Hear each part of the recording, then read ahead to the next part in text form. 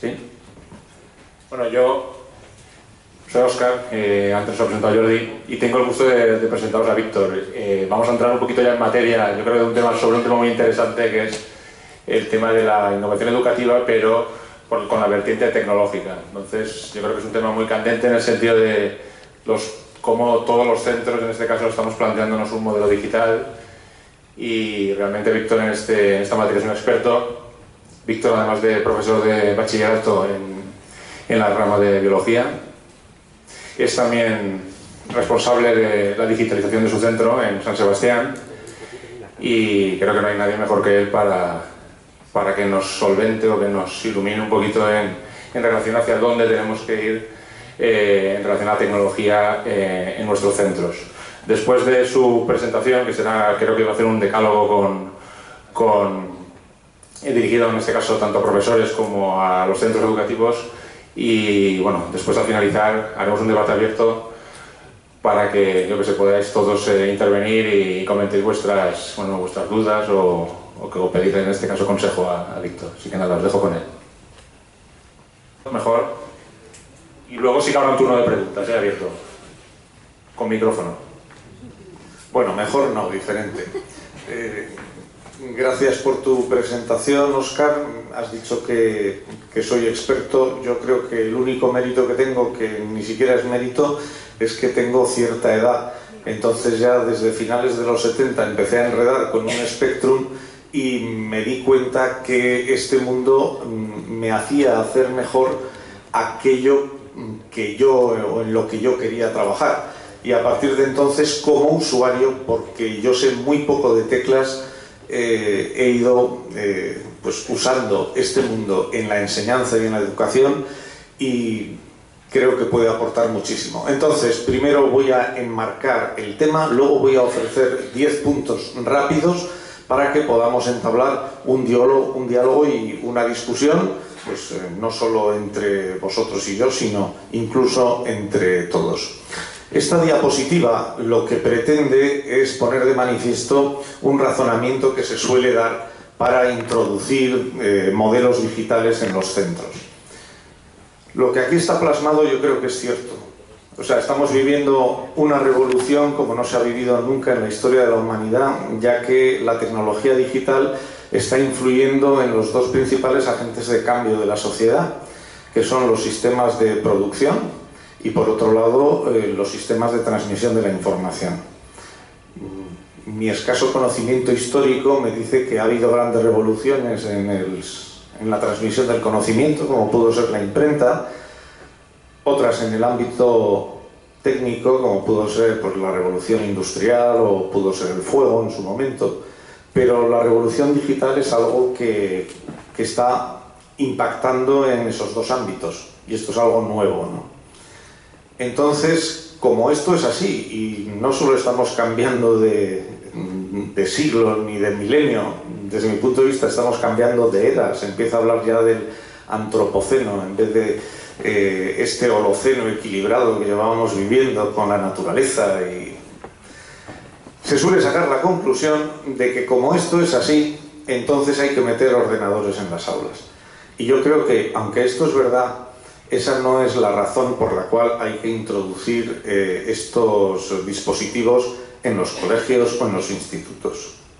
Sin embargo, lo que sí creo que se puede desprender de esta situación es que la escuela debe tomar conciencia de esta situación y prepararse pues para que nuestros chavales sean capaces de vivir un momento en el cual pues probablemente hasta haya que redefinir el concepto de persona, porque como pone ahí, desde el 2007 nos metieron Internet en el bolsillo, la robótica va a empezar ya a tener consecuencias, pienso yo, en el mercado laboral de gran impacto, y la universalización de la inteligencia artificial pues nos puede llevar a un terreno muy desconocido. Entonces, pues bueno, yo creo que se va a dar una fusión física, digital y biológica, y esto lo van a vivir nuestros niños y nuestros jóvenes, ¿no?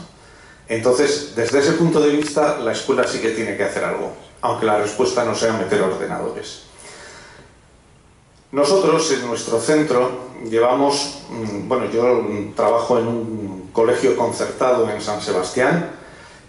Parte de ese colegio es de los marianistas, digo para que me contextualicéis, que aquí en Valencia creo que también hay un colegio, El Pilar creo que se llama.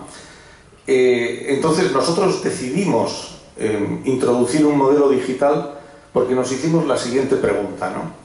El acto de aprendizaje, ¿no? Pues en un principio pensábamos que se basaba en este triángulo, ¿no? ¿Aprende mejor un chaval si está motivado? Pues sí, ¿no? Es uno de los agentes del aprendizaje. También aprende mejor si la información es mejor y si las actividades que nosotros desarrollamos para el aprendizaje son buenas. La pregunta es, ¿el medio digital puede hacer que la información sea mejor, que las actividades sean mejores y que haya más motivación? Nosotros nos respondimos que sí. Mañana se hablará de estudios científicos. No hay mucho para poder confirmar que esto sea así o no. Incluso la motivación, que parece que es lo más claro, tal vez sea una motivación, pues bueno, falsa, ¿no? Pues porque les gusta jugar con los chismes, ¿no? Y esa no debe ser la verdadera motivación. Pero desde hace un par de años hemos añadido otro vértice que desde luego, desde nuestro punto de vista, hace que el instrumento digital realmente pueda apoyar y mejorar lo que es el proceso de enseñanza y aprendizaje, y es la relación. Desde siempre, ¿no? Pues quien mejor ha aprendido ha sido el maestro con un aprendiz, ¿no? En una relación. Entonces, el mundo digital potencia, pero enormemente, lo que es la relación entre el profesor y lo que son sus alumnos. Le ofrece más conocimiento. Y realmente esto es lo que nos ha hecho tomar la decisión de introducir pues un modelo digital en el colegio, ¿no? Todo esto que creemos que se ve en un estado de sinergia introduciendo el mundo digital. Nos suelen preguntar muchas veces ¿y qué pasa con el papel? ¿No? Suele ser uno de los miedos que nos han ido preguntando. Estoy hablando, como veis, muy de andar por casa, las preguntas que nos hacen las familias, algunos profesores, ¿no? Entonces he dicho, bueno, por si acaso voy a decir algún argumentario que tengo yo sobre las ventajas que puede tener el mundo digital frente al papel. El mundo digital no ocupa lugar y yo creo que esto puede favorecer el orden. Sin embargo, te ofrece todo el espacio del mundo para poder almacenar y disponer de información. Te permite un acceso inmediato a la información que tú quieres, eso sí, siempre que esté bien etiquetado. Quien suele ser desordenado en el mundo analógico suele arrastrar ese desorden al mundo digital muchas veces. Solemos tener, estoy empezando a detectar un síndrome de Diógenes digital. Como tenemos tanto sitio, lo almacenamos todo, y versiones sobre versiones. Bueno, esto también requiere un aprendizaje. Otra ventaja, permite una actualización rápida sobre lo anterior. A la velocidad con la que va el aumento de conocimiento, bueno, yo creo que en este mundo lo único que estamos viendo que es constante es la aceleración. Entonces, el mundo digital te permite adaptar a nuevas situaciones que se están produciendo constantemente. Permite copias instantáneas y envío inmediato. Esto es otra ventaja, ahorra tiempo desde este punto de vista. Permite el trabajo simultáneo y a veces, y desde cualquier sitio, es la ubicuidad, ¿no? Algo que, por ejemplo, para prácticas de trabajo en proyectos o en grupos o en equipo, pues es una gran ventaja. Y luego, pues algo que ya sabemos de sobra, y es que permite enriquecer mucho lo que es la información, insertando pues en recursos, pues a enlaces, a vídeos, audios, algo que el papel no tiene. Este suele ser uno de los argumentarios que yo suelo utilizar para mostrar las ventajas que puede tener este mundo digital. Por supuesto que también hablo de las ventajas que puede tener el papel. El diseño de esta presentación yo lo he hecho en un cuaderno de estos de dibujo en donde uno se siente libre, y muchas veces hay materias que uno tiene que trabajar gastando muchísimo bolígrafo. Eso es inevitable. Sin embargo, pues a mí me parece que esto es evidente. Y ahora sí voy a lanzar una serie de ideas para la discusión que espero que tengamos después, y he puesto aquí, para quien quiera consultar esta presentación, dos URLs cortas. Yo hasta hace poco usaba las URLs cortas de Google, pero decidieron eliminarlas. Entonces voy a dejar tiempo, por si alguien quiere apuntarla y consultar la presentación para tener en su pantalla o en su móvil la presentación. Bueno, he puesto dos enlaces en dos plataformas distintas porque la experiencia también dice que en el mundo digital siempre hay que trabajar con un plan B por si acaso, ¿no? Bueno, va a venir ahora la primera idea del decálogo, el primer punto, que dice que el mundo digital no es ni bueno ni es malo, pero tampoco es neutro, ni mucho menos. Se podría decir, el mundo digital no innova por sí mismo, ¿no? Pero sin embargo, una vez introducido el mundo digital en un aula, las cosas no son como antes, ni mucho menos. Nosotros hemos utilizado la introducción de este dispositivo para mover a las personas a un cambio. Porque de todas,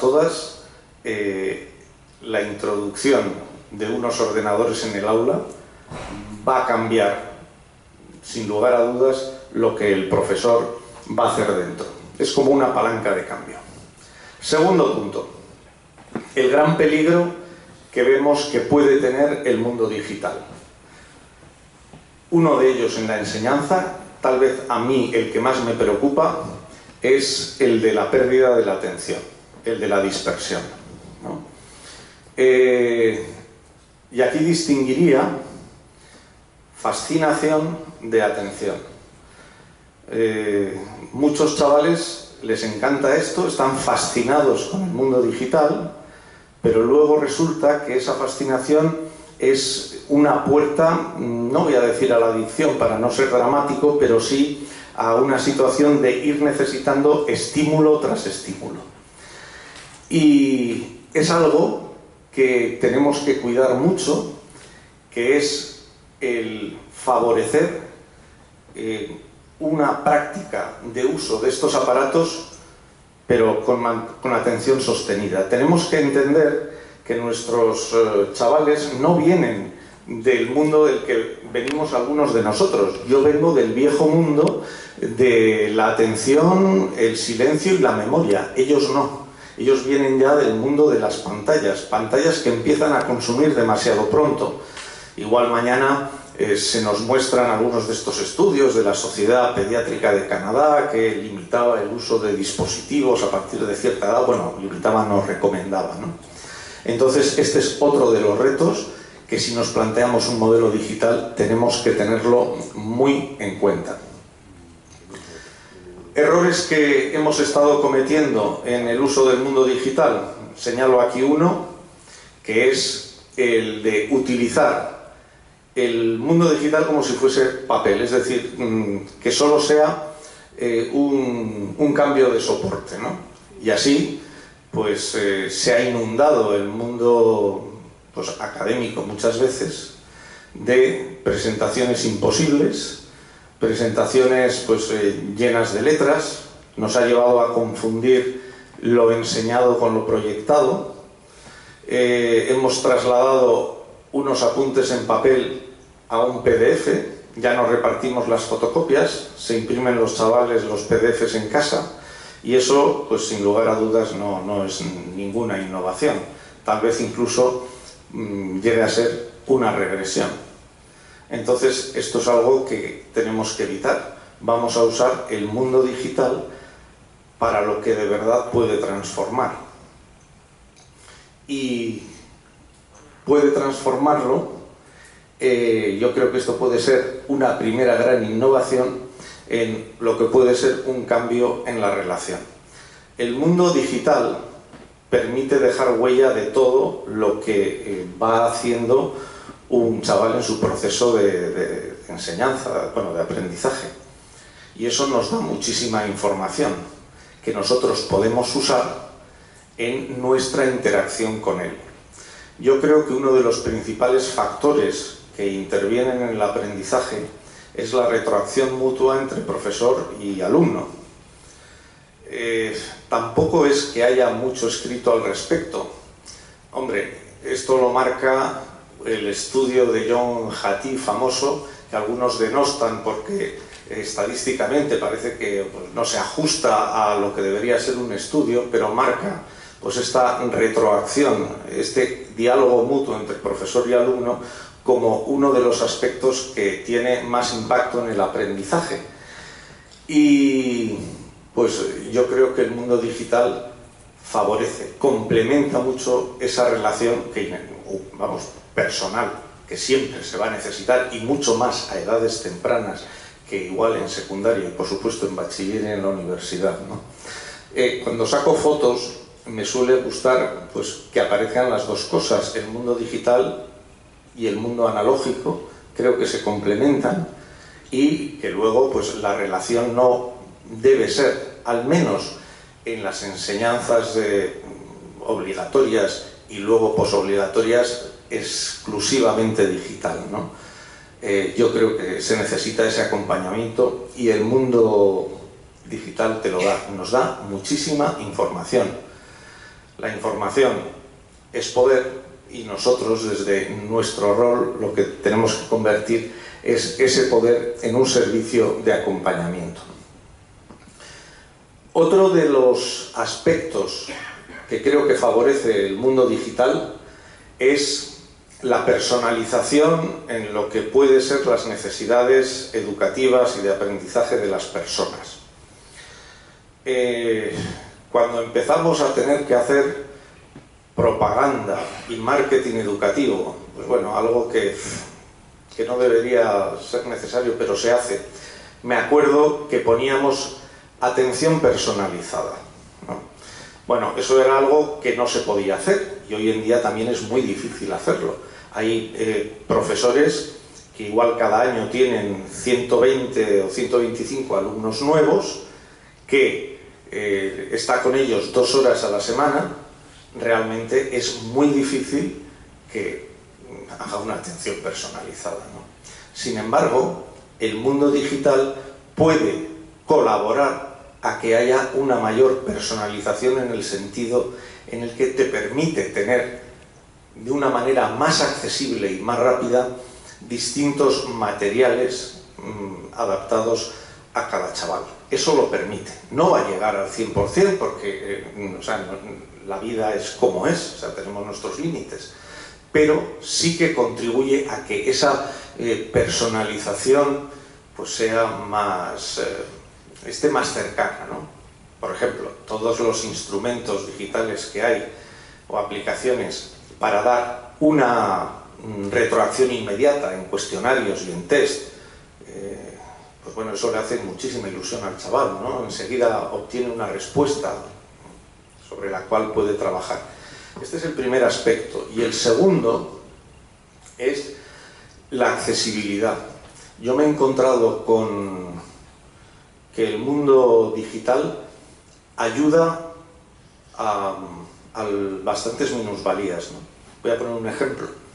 Este curso nos ha tocado en primero de bachiller 2 alumnos con problemas de visión muy serios y realmente programas que permiten aumentar la lectura, que iluminando las palabras van leyéndoselas, la posibilidad que puede tener el chaval prácticamente invidente de grabar sus respuestas para que luego el profesor las escuche desde cualquier sitio, ¿no? Pues es una maravilla.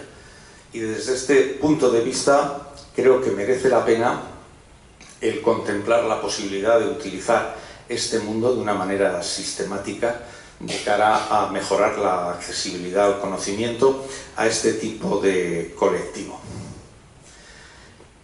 La segunda innovación que puede venir de la mano del mundo digital, aunque el mundo digital per se no creo que innove gran cosa, es que puede permitir por fin un cambio de rol del profesor y del alumno. Cuidado que no he dicho entre el profesor y el alumno, eso no puede darse, es imposible, ¿no? Pero sin embargo, ahora que el conocimiento no es exclusivo, no está solo en un lugar, ni mucho menos, el profesor debería ser más un mentor y acompañante, debe dirigir los procesos de aprendizaje en ese diálogo mutuo, pero el alumno debe ser el responsable de su aprendizaje, y el mundo digital esto lo permite, ¿no? Tú tienes aquí esta serie de actividades, tú lo tienes que hacer, y yo voy a ver si lo haces o no. Tú no eres un sujeto pasivo que estás ahí escuchando y que, bueno, pues tomas apuntes, o no. Yo te voy a plantear un itinerario, tú lo vas a ir haciendo y vas a ir dejando traza, es responsabilidad tuya. La experiencia que estamos teniendo es que esto no convence a todos los alumnos. Todavía hay alumnos que me dicen: oye, ¿por qué has hecho este tipo de preguntas en las que hay que pensar? ¿Por qué has puesto este tipo de actividad o prueba en la cual nos dejas traer todos los materiales menos a un profesor particular? ¿Y por qué no me preguntas qué es la celulosa y yo te lo cuento todo? ¿No? Claro, fijaros que a mí me está pareciendo que es más fácil que el profesor se adapte a este cambio de rol que algunos chavales que son muy generosos en el esfuerzo, pero lo que quieren es: tú dime, déjame las reglas claras, que yo lo que quiero es reproducir lo que tú me digas, ¿no? Bueno, pues el mundo digital nos puede ayudar, ¿no?, a este cambio de rol. Bueno, ahora vamos a un tema que no me suele granjear muchas amistades, es algo más concreto, ¿no? Y es que me temo, no sé si me temo, pero me gustaría que los libros de texto y los contenidos digitales fuesen ya unos zombies, ¿no? Os voy a contar un mito griego que a mí me gusta mucho para expresar qué es lo que yo creo que son, pues, los libros de texto, ¿no? Es el mito de Procusto. Procusto era un posadero griego que ofrecía albergue gratuito a todos los peregrinos, y lo que hacía es, una vez que les invitaba, les acostaba en el lecho, y todas sus camas tenían las mismas dimensiones. Y lo que hacía es, si uno era pequeñito y le sobraba cama, lo ataba y lo descoyuntaba hasta que cupiese completamente en la cama. Y aquellos que eran más grandotes también los tumbaba, y si les sobraban extremidades se las cortaba, ¿no? Y entonces, cuando hablamos del lecho procústeo, pues estamos hablando de aquello que es: venga, vamos a hacer encajar a todos en estas dimensiones, ¿no? Vamos a pasar todos por este agujero, ¿no? Y los libros de texto muchas veces pues han sido eso, ¿no? Y todavía pues muchos de nosotros pues estamos pendientes y aferrados al libro de texto, cuando las actividades que pueden ofrecer son yo creo que muy inferiores a lo que un profesor puede diseñar, o un equipo de profesores puede diseñar, de cara a las necesidades de los alumnos, ¿no? Cuando solemos presentar a las familias que, pues, el hecho de que sus hijos van a tener un ordenador, nosotros lo hacemos a partir de quinto de primaria, antes no, desde luego, les suelo poner yo un ejemplo que no es exactamente de mi área de ciencias, para que vean que se puede extrapolar a otros ámbitos. Digo, vamos a ver, ¿cómo creéis vosotros, les digo a las familias, que va a aprender un chaval mejor los deltas? Lee un libro de texto, lo que es el delta, el profesor ha hecho pues una buena explicación, ha puesto en la pizarra los puntos claves del delta, y luego tiene como acompañante unos flamencos levantando el vuelo en el delta del Ebro. Ahí está, el texto. Y ahora te lo aprendes y ahora yo te preguntaré qué es un delta. Veamos ahora qué otras posibilidades tiene el mundo digital. Yo como profesor sigo poniendo en la pizarra lo que son las características del delta. Me voy al delta del Ebro con Google Earth y explico y muestro esas características donde están. Y ahora les presento la siguiente actividad. Si quiero con aprendizaje cooperativo, si quiero individualmente, por lo que sea, y distribuyo litorales. Tú vas a hacer este grupo litoral de América del Norte, de América del Sur, África del Este, del Oeste, y vais a encontrar en Google Earth deltas. Vais a hacer un recorte, vais a señalar las características y todo va a ir a un documento común. Algo que se puede hacer en 20 minutos y que probablemente, yo diría seguramente, les va a dejar muy claro lo que son los deltas. Y encima van a conocer un montón de deltas a lo largo de la geografía del mundo, ¿no? Y esto es solo un ejemplo. Pero yo creo que es muy difícil que los libros de texto superen esta posibilidad de actividades de aprendizaje. Bueno, el octavo.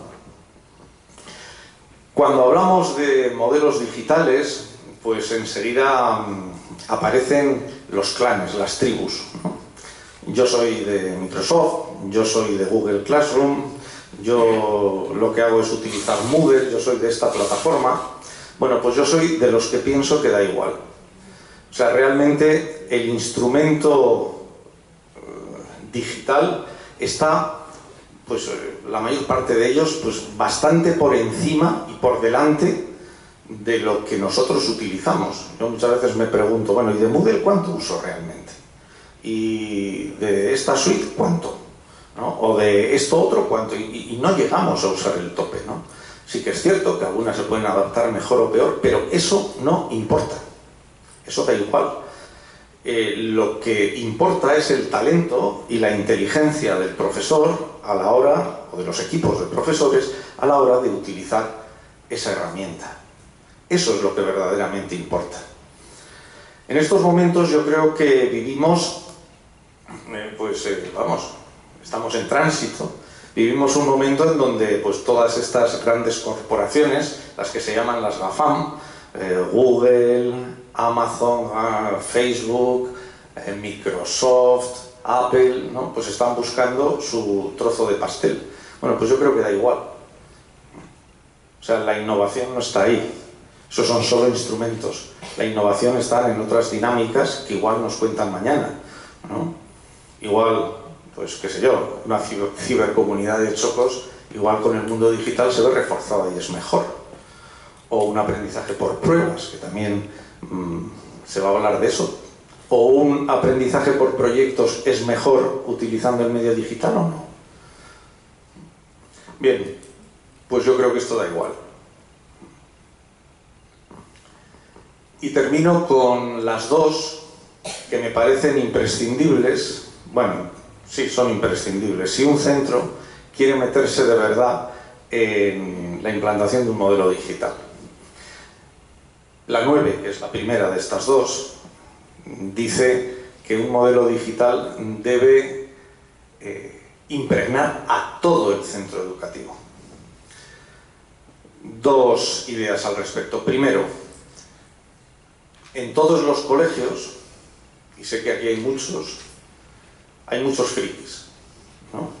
Es un 2%, me han dicho antes, es la población de frikis auténticos en los colegios, ¿no? Que son los que, bueno, prueban todo esto. Y eso está muy bien.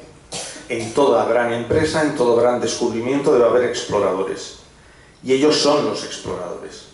Pero un 2% de población de frikis no transforma la escuela. Por eso digo que debe impregnar a todos. Y no se puede poner de modelo a los frikis porque son inalcanzables. Hablo con esta libertad porque a mí también me han puesto el cartel de friki, entonces puedo decirlo con total confianza. Pero no debe ser así. Y en segundo lugar, no solo un modelo digital debe impregnar la actividad docente de las aulas, no. Debe alcanzar a todos los ámbitos. Los centros educativos son organizaciones y las organizaciones funcionan mejor en la medida en la que fluye la información. Yo creo que es una de las características de una buena organización. Y el mundo digital permite que la información fluya. El conocimiento sobre nuestros alumnos. ¿Cuánto conocimiento podemos tener de un alumno que ha estado 12, 10, 5, 6, 4 años con nosotros? Eso anotado, compartido, es algo muy valioso que puede ayudar de verdad a acompañar. Si en un centro educativo hay también actividades que se llaman extracurriculares, eso debe estar inmerso en este compartir información. Yo el día que me di cuenta que hay chavales que están más tiempo a la semana con su entrenador que con un profesor, me di cuenta de la importancia de incluir lo extracurricular en lo que es la actividad educativa. Incluso puede pasar lo mismo con las personas que están cuidando y acompañando en el comedor, por ejemplo, ¿no? Todo eso debe estar dentro de este modelo digital porque es lo que permite compartir información. Y lo mismo con el personal no docente, por supuesto con las familias, que también hay que enseñar a vivir y a usar este medio. Entonces, eso sí va a transformar, pero tiene que impregnar a todo el centro. Y por último, si un centro opta por una herramienta digital, yo creo que debe tener 3 condiciones o características. La primera, planificación. Hay un historiador, no sé, creo que se llama Russell Wallace o Wallace Russell Head, me parece, que dice: es más fácil hacer sopa de pescado de un acuario que hacer un acuario de sopa de pescado, ¿no? Esto significa que si nos lanzamos, vamos a hacer sopa, vamos a implantar un modelo digital y ordenadores, pues porque parece que es la moda y queda muy bien, pues eso tiene sus riesgos si no se ha planificado, si no se tiene un plan. Porque una vez que tienes la sopa, va a ser complicado que se convierta en un acuario. Por eso conviene tomarse su tiempo para pensar y reflexionar dentro de lo que es un equipo. Creo que un centro debe tener un currículo digital. Eso es el CD que he puesto ahí. Un currículo digital no es otra cosa que secuenciar aquellos contenidos, actitudes, competencias, destrezas. He pasado por muchas leyes educativas que han llamado a lo mismo de distintas maneras, curso por curso, ¿no? Incluso, por ejemplo, nuestro currículo digital, que lo estamos confeccionando, aunque el modelo digital empieza en quinto, ya hay currículo digital en tercero y cuarto de primaria, porque queremos que cuando empiecen a usar las pantallas de una manera, pues, bueno, durante más tiempo, porque no todo el tiempo están usando pantallas, ni mucho menos, hayan desarrollado, por ejemplo, más hábitos de atención, hábitos de saber diferir recompensas. El mundo digital es el mundo de la recompensa inmediata. Hago clic y pum, y ya lo tengo, ¿verdad? Es ir saltando de distracción en distracción. Bueno, pues todo eso es como una especie de aprendizaje previo. Y eso también lo hemos incluido en lo que es el currículum digital de cursos previos, ¿no? a que empiecen con pantallas. Este currículo digital no significa que digamos, bueno, ¿cuándo aprenden, yo qué sé, algún lenguaje de programación? Python, creo que hay alguno, ¿no? Vale.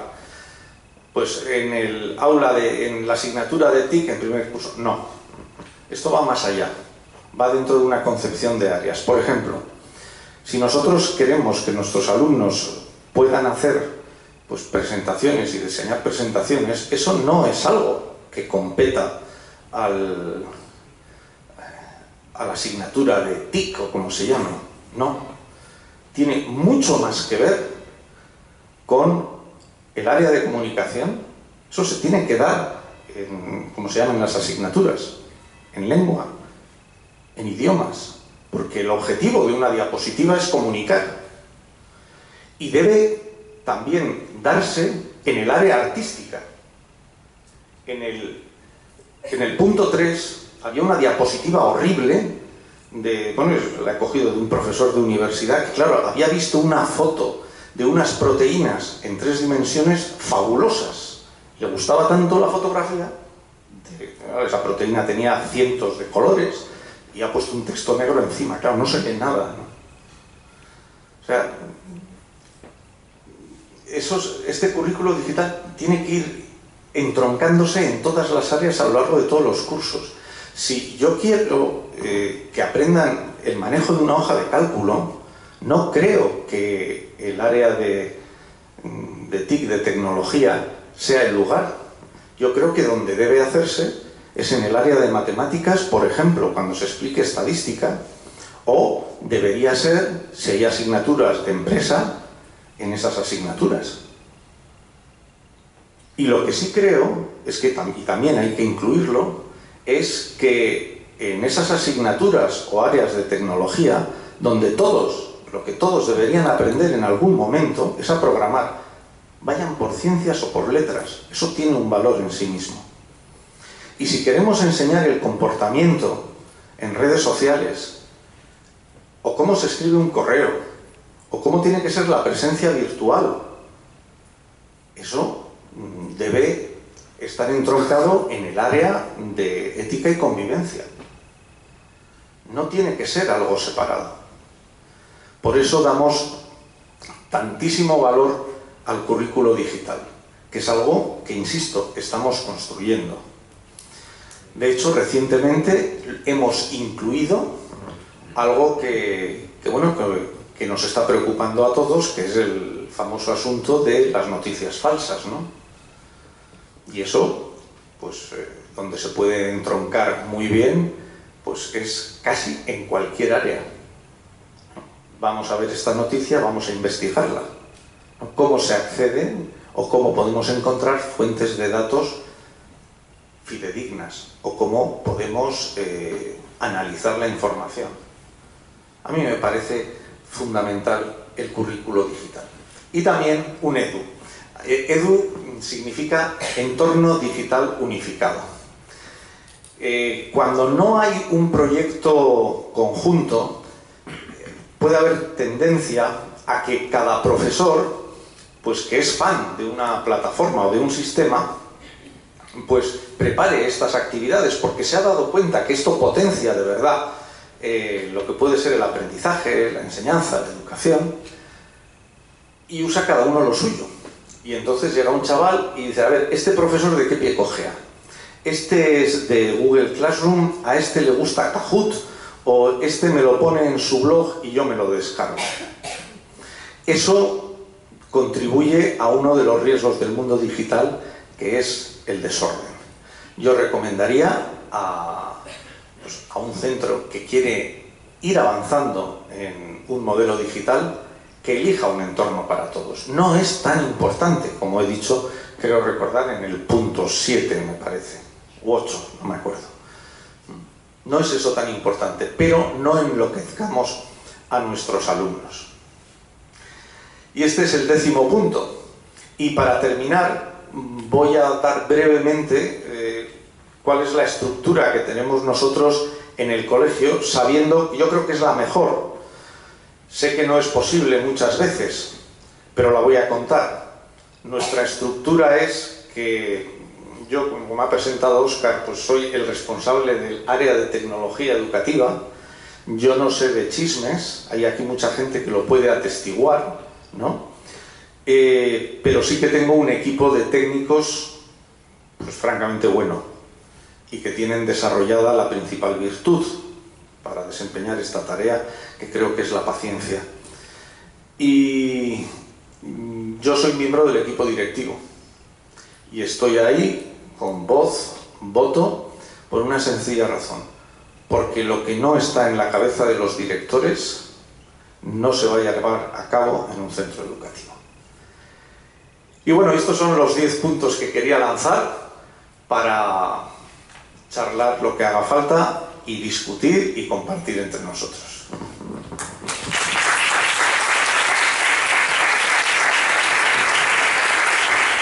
Óscar. Bueno, muchas gracias, Víctor. Yo supongo que habrá preguntas para hacerle a Víctor.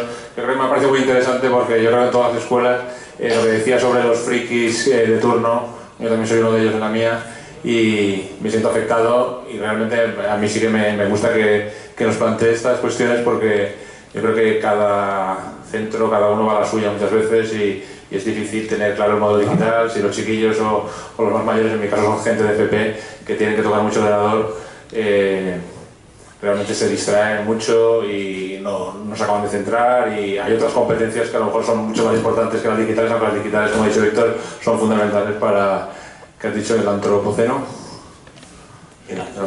Para el antropoceno. Entonces, yo paso el micrófono y Víctor os contesta, quien tenga algo que preguntar. Hola Víctor, bueno, muchas gracias por ser tan claro y sintético, me ha gustado mucho la ponencia. Gracias. Pero hay un punto con el que no termino de estar completamente de acuerdo y es el 8, que además lo he mencionado aquí otra vez en la 10, en cuanto a que la herramienta no importa, y yo creo como tú que no importa, pero sí, porque elegir una herramienta a otra creo que también es una opción política del centro y posicionarte ante todo este mundo del digital de una forma u de otra. Plantearte si le quieres dar tus datos o los datos de tu centro a una gran empresa, si quieres tener una plataforma que te va a esclavizar durante toda la vida ya ella o te va a permitir el día de mañana sacarlos. Entonces, creo que como tú dices, si nos centramos luego al final en otros aspectos de dar clase, no importa.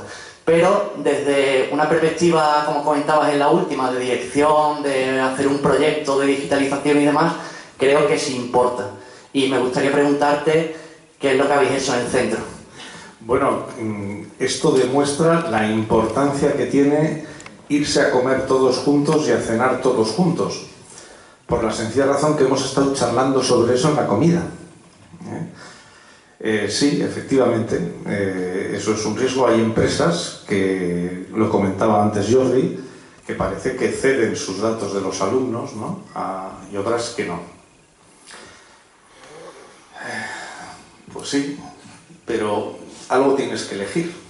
Tú me has preguntado qué hemos elegido nosotros. Bueno, nosotros trabajamos pues con Microsoft, ¿vale?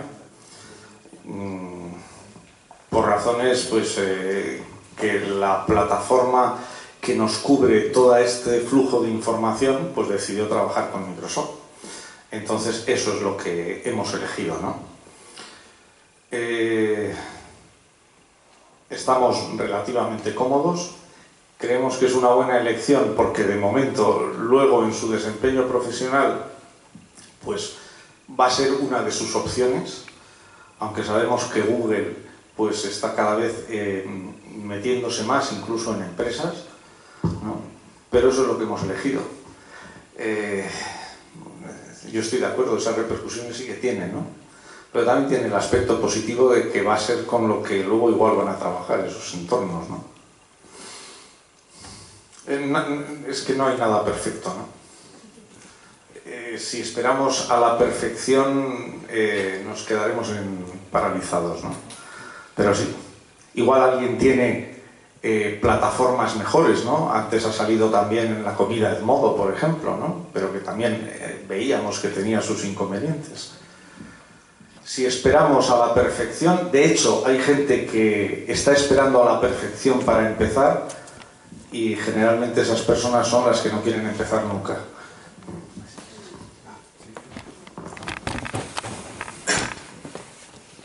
Buenas tardes. Hola.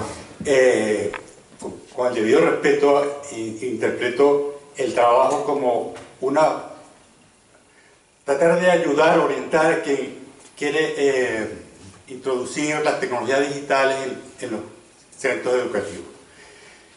Veo mucha buena intención, pero al contrario del compañero, a mí me genera mucha confusión. Me genera confusión básicamente, quizás por una deformación profesional, por el uso de conceptos fundamentales. La diferencia entre dato, información, conocimiento. ¿Qué es lo que se digitaliza? ¿Qué es lo que se transfiere? ¿Qué es lo que se almacena? Entonces, cuando no tenemos claro en el discurso, yo no, insisto con mi debido respeto, a veces, ejemplo, hubo varios, inclusive de la palabra inteligencia. Entonces, hay una escala desde el dato, de lo que es la información, lo que es el conocimiento, lo que es la inteligencia, lo que puede ser la sabiduría. Entonces, ¿qué es lo que es digitalizable? ¿Qué es lo que, y en un proceso de aprendizaje, eso es clave. Y me parece que hubo mucho manejo ambiguo, a veces como equivalentes, cosas que no son equivalentes. Esa es mi apreciación. Sí, voy a intentar precisar. Efectivamente, ¿no? O sea, tenemos datos y tenemos mucha información, ¿no? Pero eso hay que transformarlo en conocimiento. Sí, y es posible que haya manejado esos conceptos indistintamente, pero siempre con la idea de que uno de los papeles del profesor es transformar ese dato que ahí está y esa información en conocimiento mediante actividades. O sea, ese es un papel fundamental del profesor que quiere utilizar este instrumento, ¿sí? Y lo hace a través, pues, de las actividades y de esa selección de información y de datos.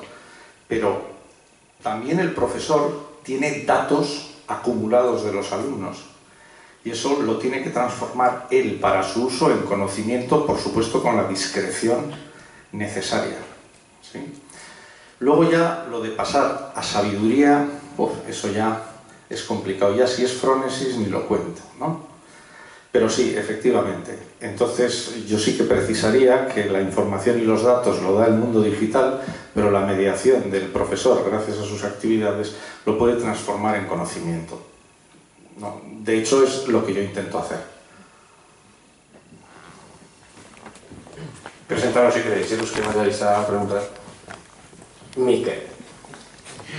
Estaba ahí. A ver, primero romper una lanza por los frikis, porque somos los que tiramos del carro.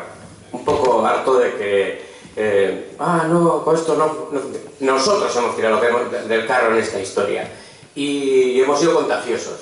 Y cuando resulta que hacemos cosas que funcionan, el resto de la gente se te suma al carro. Punto. 2. Libro de texto, libro de membrillo, libro de qué están hechos los libros, de texto. A ver, libro de consulta, ¿vale? O sea, no hay que demonizarlo tampoco. A ver, obligar a todo el mundo a comprar el libro, chungo. Yo no utilizo libro en mis clases. Pero, joder, ya está bien de demonizarlo todos. Además, le vas quitando el negocio a la iglesia, que son de los tuyos. Y bueno, y tercero, respecto a toda esta historia de la sabiduría y de... Joder, y que hay mucho pedagogo aquí de... Ahora os toca a vosotros. Que les tengo un paquete que van cambiando. No, es que hay que motivar, que les entra por los ojos, que son súper digitales. No tienen... Nada más, no son... Los nativos digitales no existen, es mentira. A ti que escribí un artículo en eso, en un libro. ¿Quién hizo el prólogo? Yo el prólogo del otro libro. Y vamos a ver, es que estoy de verdad bastante harto también de esa historia, o sea, que no tienen ni idea, vamos, que saben manejar 4 cosas, pues como te pasa a ti, que no saben manejar un trasto de estos. O sea, Pero lo suficiente. Sí, y por eso eres de maquitos, que es para tontos. A ver, entonces, que hay que enseñarles a disfrutar de otra forma con estas historias. Y en cuanto a que se enganchan, oye, que todos hemos pasado por esa fase. Y todos en la comida hemos visto que hay frikis aquí que han estado jugando a juegos que jugaba yo cuando, vamos, de los 80. Por cierto, el Spectrum es del 82, no de finales de los 70. ¿Cuál era la pregunta? Pero vaya respondiendo. Bueno, respondiendo a la segunda. gracias por no utilizar libros, por algo será, ¿no? ¿Qué es lo que has dicho? Pero de consulta sí. Hombre, si quieres comparamos bibliotecas, la mía y la tuya, ¿vale? Bueno, lo haremos, ¿no? Vamos, yo una de las cosas que hago con los chavales es llevarles libros a clase. Estos son libros de consulta. Luego les enseño mis bibliotecas virtuales de editoriales, porque compro libros. Entonces, pues bueno, ahí estamos de acuerdo. Pero el libro de texto tú tampoco lo usas, ¿no? Porque a veces resulta, pues, un corsé. En segundo lugar, los frikis. Hay una diapositiva que voy a poner ahora. La que faltaba, la vez. ¿Sí? Ya, la había visto, por eso. Ya. No, esta no. Es que después de la ¿Ves? Es que me he equivocado de tecla. Después de la 10, así que... Bien, es esta de aquí, ¿no? Sí, los frikis he dicho que son indispensables, son los exploradores, ¿no? Bien, esta es la imagen del cíclope Polifemo intentando evitar que Ulises escape de la isla después de haberle dejado ciego al cíclope habiéndole clavado una lanza en un ojo, ¿no? Dos ideas. Una, Ulises era un friki, ¿no? E hizo una gran gesta, ¿sí? Pero en ese barco van pocos. Yo creo que esto debe contagiarse a todo el centro educativo, si de verdad se quiere transformar. Y no podemos esperar que todo el mundo siga nuestro ritmo. Eso no puede ser.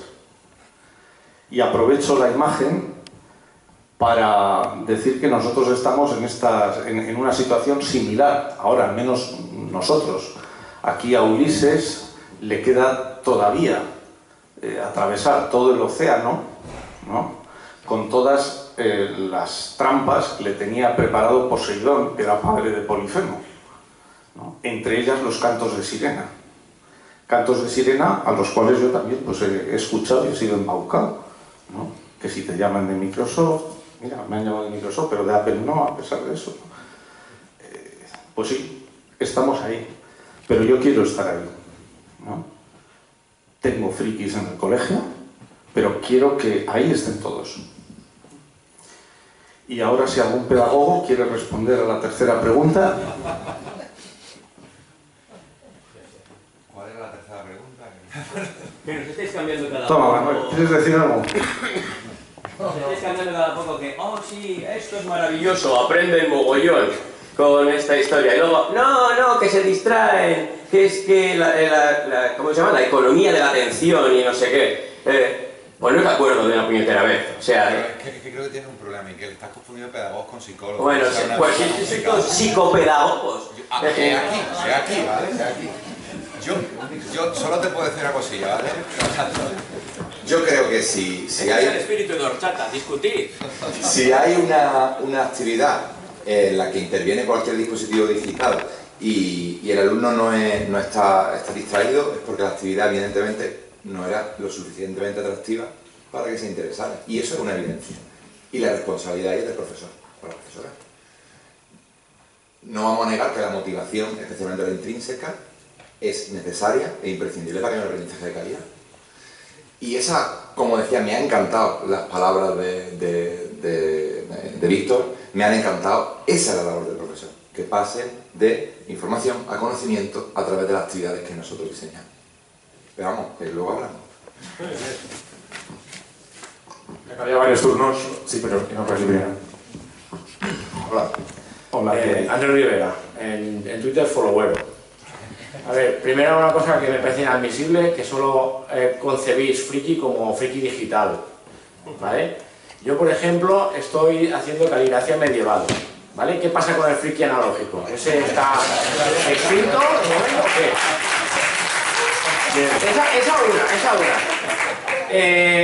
Dos, y ya más, un poquito más en serio. A ver, yo veo que en la primera parte, sobre todo de la exposición, digamos que ya parte de una predicción de cómo va a funcionar el tema cuando introduces la tecnología y tal. Ya, o sea, ya das, digamos por sentado el proceder que va a tener todo y el discurrir que va a tener todo, ¿vale? ¿A qué te refieres exactamente? Sí, no, pues en general, es decir, planea ya una idea, digamos, predictiva de lo que, del discurrir del uso de la herramienta digital, ¿vale? Entonces, en la carrera, una cosa que no sé si la siguen enseñando, yo hace 20 y pico años cuando la hice, nos recalcaba mucho, era el currículo oculto. Es decir, aquello que ocurre, que tú no tienes previsto y que estoy viendo en el día a día que en el ámbito digital se da de una manera pasmosa. Es decir, hay una discrepancia muy fuerte entre el pronóstico que tú te haces y luego lo que ocurre, sobre todo con el tema de las herramientas digitales, por lo que enganchan, etc. Y aún tengo todavía una tercera objeción, porque he venido on fire. A ver, bueno, a ver, una cosa, el tema, lo efímero, es decir, se está hablando de unas herramientas digitales. Yo ahora tengo compañeras que vienen a clase muy fuertes, el tema, o sea nuevas al cole y tal, y saben usar herramientas que yo no sé, pero no puedo evitar pensar que dentro de 5 o 6 años ya estarán obsoletas y a mí aún a lo mejor me queda cuerda. ¿Me entiendes? Porque claro, en el momento esa herramienta quede obsoleta y ellas están totalmente dependientes porque se han formado en esas herramientas, ¿me entiendes? Y no, si no se reciclan, ahí qué va a pasar, ¿no? Y bueno, ya me guardo para luego. Vale, pues si tú estás on fire, I am burning. Y entonces, respecto a los frikis analógicos, pues no tengo conocimiento y no voy a hablar. Pero vamos, me ha parecido maravilloso la caligrafía medieval, ¿no? Sobre todo para los que el único recurso que tenemos para hacer una letra bonita es cambiar de tipografía. Es lamentable, pero en mi caso es así, ¿no? Bien. Respecto a lo segundo, ¿no? He parecido muy seguro de lo que va a pasar. Lo que estoy es seguro de lo que creo que puede pasar a fecha de hoy. Pero, y además eso va de la mano de tu tercer planteamiento, ¿no? Eso es algo que yo necesito. Yo necesito tener un rumbo y un objetivo, ¿no? El que no sabe a qué puerto va, cualquier viento le es desfavorable. Entonces yo hoy creo que esto va a ser así. Pero eso no significa que yo no pueda cambiar de rumbo y no pueda adaptarme. De hecho, eso es algo que yo quiero transmitir a mis alumnos, esta capacidad de adaptación según cómo fluyan las cosas. Por supuesto que sabemos que desde el 80 y tantos, que fue el Spectrum, no sé, igual me dieron antes otro, han cambiado las cosas. Pero nos hemos sabido adaptar y usar lo mejor de cada cosa, ¿no? En este sentido, pues yo llevo utilizando dispositivos desde hace mucho tiempo y no se me ha agotado la cuerda. Yo creo que eso no depende de uso digital o no uso digital. Yo creo que eso depende más de la ilusión y de la vocación del docente. Y el currículo oculto, es decir, que no te salgan las cosas como tú esperas. Entonces analizas por qué e intentas que te salgan mejor. Claro, es que estamos... este es un mundo muy variable y encima sujeto a la ley de Moore, ¿no? que te está produciendo unos cambios rapidísimos. Pues ¿qué? Pues hay que ajustarse. O sea, quien quiera meterse aquí tiene que saber que debe ser adaptable, ¿no? O sea, eso de esto es así y así para siempre, creo que se nos ha acabado, no solo en el ámbito docente, sino en otros muchos aspectos. Lo aclaro porque creo que no ha quedado. Lo que me refiero con la objeción del currículo oculto es que tú a lo mejor dices, mira, yo hago esta herramienta para esto y esto, ¿no? Vamos a imaginar, hago un machete, ¿vale? Para volverme, yo es que soy muy analógico, ¿vale? Hago un machete y este machete es para cortar el bambú.